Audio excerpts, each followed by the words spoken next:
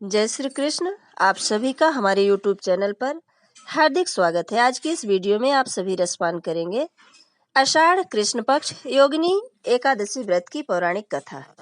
आइए सुनते हैं। धर्मराज युधिष्ठिर कहने लगे कि हे भगवान, मैंने ज्येष्ठ शुक्ल एकादशी के व्रत के महात्म को सुना। अब कृपया आषाढ़ कृष्ण एकादशी की कथा सुनाइए। इसका नाम क्या है, महात्म क्या है, यह भी बताइए।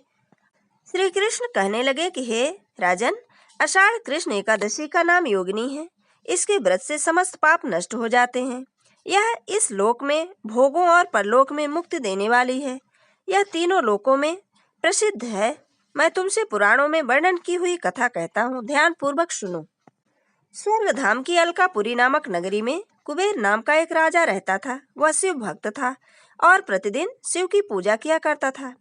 हेम नाम का एक माली पूजन के लिए उनके यहाँ फूल लाया करता था। हेम की विशालाक्षी नाम की सुंदर स्त्री थी। एक दिन वह मानसरोवर में पुष्प तो ले आया, लेकिन काम आसक्त होने के कारण वह स्त्री के हास्य विनोद तथा रमण में मग्न हो गया। इधर राजा उसकी दोपहर तक राह देखता रहा। अंत में राजा कुबेर ने सेवकों को आज्ञा दी कि तुम लोग जाकर माली के न आने का कारण पता करो, क्योंकि वह अभी तक पुष्प लेकर नहीं आया।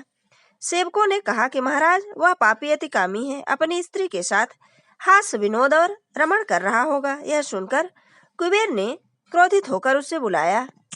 हेम माली राजा के भय से कांपता हुआ उपस्थित हुआ।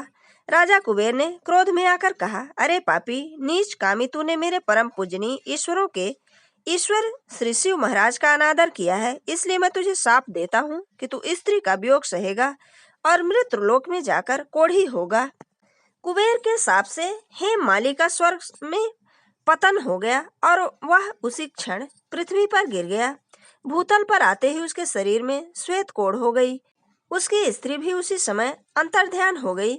मृत्युलोक में आकर माली ने महान दुख भोगे। जंगल में जाकर बिना अन्न और जल से भटकता रहा। रात्रि को निद्रा भी नहीं आती थी, परंतु शिव जी की पूजा के प्रभाव से उसको पिछले जन्म की स्मृति का ज्ञान अवश्य रहा।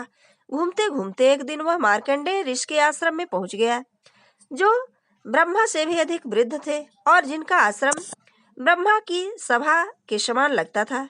हेम माली वहां जाकर उनके पैरों में गिर पड़ा। उसे देखकर मार्कंडेय ऋषि बोले, तुमने ऐसा कौन सा पाप किया है जिसके प्रभाव से तुम्हारी ऐसी हालत हुई। हेम माली ने सारा वृत्तांत कह सुनाया। यह सुनकर ऋषि बोले, निश्चित ही तूने मेरे सन्मुख सत्य वचन कहे हैं, इसलिए तेरे उद्धार के लिए मैं एक व्रत बताता हूँ। यदि तू आषाढ़ मास के कृष्ण पक्ष की योगिनी नामक एकादशी का विधि पूर्वक व्रत करेगा तो तेरे सब पाप नष्ट हो जाएंगे।